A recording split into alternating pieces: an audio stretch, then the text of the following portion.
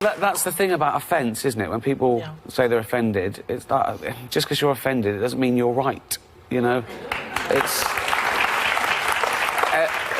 offence is about feelings, and feelings are personal. Spoken rule of show business. And if I say it, you'll know that I'm telling you the truth. The rule is that no matter what you do in your artistic expression, you are never, ever allowed to upset the alphabet people. In recent years, woke culture has been a hot topic in the entertainment industry, especially in comedy. Many comedians have resisted the idea that humor needs to be censored or diluted to conform to modern-day standards of political correctness. First, we start with the master of unapologetic comedy, Dave Chappelle, who is arguably one of the most well-known comedians who speak out against woke culture. It's hard not to write these jokes. It's hard not to think about. Even when I watch sports, I'll be thinking about, think about, okay, say LeBron James changed his gender. You know what I mean? Okay, can he stay in the NBA, or, because he's a woman, does he have to go to the WNBA, where he will score 840 points a game? His 2019 special, Sticks and Stones, was a direct attack on political correctness, cancel culture, and the hypersensitivity prevalent in today's society. Chappelle's refusal to tone down his content has led to both acclaim and criticism. I'd say the letters, but I don't want to conjure their anger. It's too late now. I'm talking about them L's and them B's and them G's and the T's. Chappelle has always believed that comedians should have the freedom to explore all topics, no matter how controversial. His comedy challenges the audience to question the things they think and the societal norms they follow. In The Closer, Chappelle tackled issues such as trans rights and identity politics, refusing to back down from his earlier controversial statements. He argued that the pushback he received was emblematic of woke culture's refusal to engage in nuanced conversations, instead opting to cancel and silence those who disagree. And I don't blame them. It's not their fault, it's mine. I can't stop telling jokes about these niggas. I don't want to write these jokes, but I just can't stop.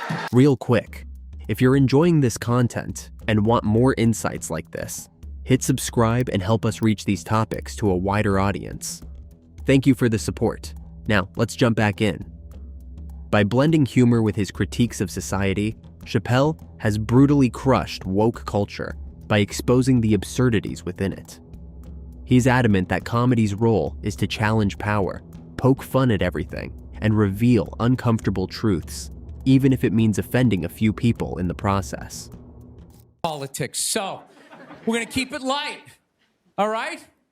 There we go, all right. Well, I just got over the flu, which is fantastic, you know what I mean? Had it last month. Whenever you have the flu, or like COVID. Next up is Bill Burr, another comedian who has taken a no-holds-barred approach to addressing woke culture. Burr's style is raw, brash, and often unfiltered. He's made it clear that he has no interest in catering to politically correct audiences. In his comedy specials, he's openly criticized feminism, race relations, and the tendency for people to get offended over trivial matters. I know, some people like it, some people don't, you know, I don't know. It's a weird thing, though. If you get it, what do? You side with the evil pharmaceutical companies. You know, if you don't, then you're aligned with people who don't wear shoes on an airplane. Burr's 2020 Saturday Night Live monologue was a prime example of his unwillingness to bow to woke culture. He joked about the contradictions in modern feminist movements and questioned white women's role in the oppression narrative, stating they had hijacked the woke movement. This bold commentary sparked outrage, but Burr shrugged off the criticism, saying that people who get offended by comedy should just change the channel. What makes Burr effective in his critique is that he refuses to apologize for his jokes. In interviews, he's been adamant that comedians should not have to explain themselves or retract statements because some people are offended. Burr's brutal honesty about the hypersensitivity of modern audiences has solidified his status as one of the key comedians who has effectively challenged and crushed woke culture. Ladies, enough with the pantsuit. Okay? It's not working. Stop trying to have respect for yourselves. You don't win the office. Like on policy, you know? You gotta whore it up a little. Another famous comedian is Ricky Gervais, known for his scathing wit and unflinching critique of Hollywood, has consistently positioned himself as a critic of political correctness. Gervais rose to international fame with The Office and has since become a voice against the sanitized, censored style of comedy that many say is now expected in Hollywood. You'll be pleased to know this is the last time I'm hosting these awards, so I don't care anymore. I'm joking. I never did. Gervais's most notable moment came during the 2020 Golden Globe Awards, where he hosted the event and eviscerated the hypocrisy of Hollywood elites. In his opening monologue, Gervais mocked their woke personas, accusing them of pretending to care about social issues while profiting from industries and companies with questionable ethics. Well, you say you're woke, but the companies you work for, I mean, unbelievable. Apple, Amazon, Disney. If ISIS started a streaming service, you'd call your agent, wouldn't you? So He famously told the audience, "If you do win an award tonight, don't use it as a platform to make a political speech. You're in no position to lecture the public about anything." This kind of brutal honesty struck a chord with many viewers who are tired of celebrities posturing for social justice without understanding the complexities of the issues they claim to champion. Gervais's cutting humor didn't just critique woke culture, it obliterated the self-righteousness often associated with it. His ability to fearlessly attack this mindset, especially within Hollywood, has earned him a reputation as a comedian who isn't afraid to destroy the facade of political correctness. So, I mean, Kevin Hart was fired from the Oscars because of some offensive tweets. Hello? Lucky for me, the Hollywood foreign press can barely speak English. And there you have Kevin Hart, whose experience with cancel culture has been well documented. In 2019, Hart stepped down from hosting the Oscars after old tweets containing homophobic jokes resurfaced. The fallout from this controversy led to a broader conversation about whether comedians should be held accountable for jokes made years ago. Hart, while apologizing for the tweets, also expressed frustration with cancel culture's inability to allow people to grow and evolve. I think it was right after I hosted the Oscars. We went to dinner. Yes. And we talked about you hosting the Oscars, that it was a dream of yours. You've always wanted to host the Oscars. I said you should host the Oscars. Then you get asked to, I mean, it must have been amazing when they asked you to host this year. Unreal. You know, there's a lot of goals that I have on my board. I got a vision board, and on that vision board is so many things that I want to do that I'll check off. Hart has since become a vocal critic of cancel culture, labeling it as a toxic environment that discourages progress. He argued that comedy is meant to push boundaries and that holding comedians to impossible standards prevents them from doing their job. In interviews, Hart stated that he refuses to let cancel culture define him and continues to perform his unapologetic style of comedy.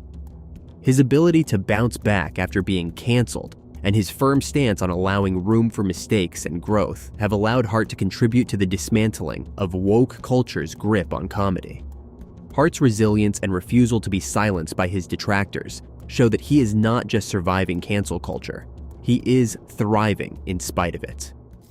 The next morning, after a day full of congratulations and celebrations, I'm hit with an onslaught on social media of my past coming back up again. Literally the next morning. Not even a full 24 hours to glow in the glory of...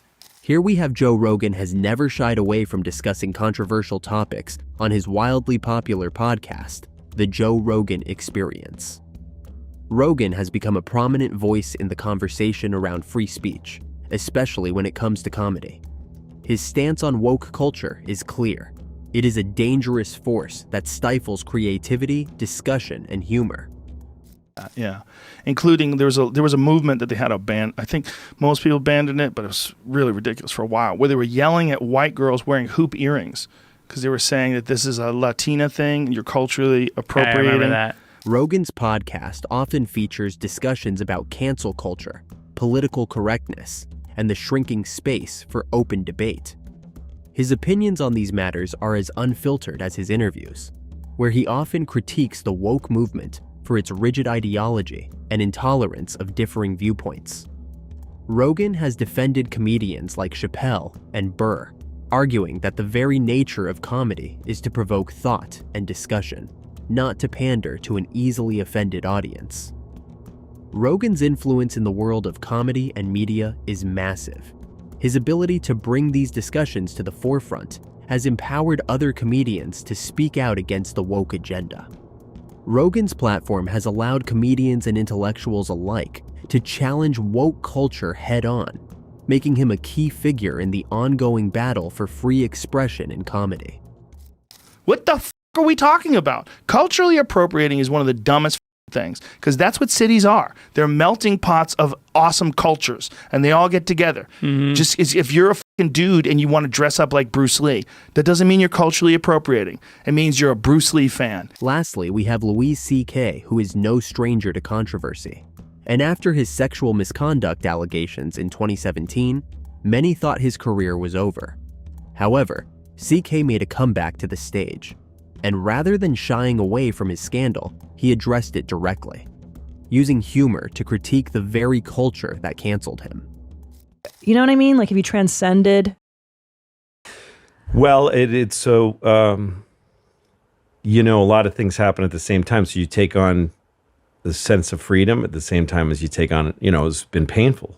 Yeah. So in some ways I have a thinner skin, and but I look after myself better than I used to. In his return, CK mocked woke culture's quickness to judge and cancel individuals while exploring the idea of redemption and whether people should be allowed to return after making mistakes. His raw and self-aware approach to his material made it clear that he wasn't interested in winning back the approval of the woke crowd. Instead, CK doubled down on his unapologetic comedy style, which resonated with fans who are tired of cancel culture's punitive nature. I think it's pretty amazing when you think about it. The people used to say that being gay was wrong. Pretty recently, folks used to, like most people used to say, that being gay was wrong. Of course, it's not wrong to be gay. I mean, it's pretty gay, but it's not wrong. But that's what people used to say. And now nobody says that. And I think that's a positive change. I think that's a good thing. By refusing to be silenced and continuing to perform without pandering to modern sensibilities, CK has shown that even in the face of adversity, comedy can survive and thrive outside the bounds of woke culture. What do you think about these comedians taking a stand against woke culture? Comedy is meant to push boundaries, and these comedians aren't backing down. Whether you agree with them or not, they're challenging modern-day sensitivities and showing the power of free speech. Drop your thoughts in the comments below, and remember to subscribe for more honest conversations like this.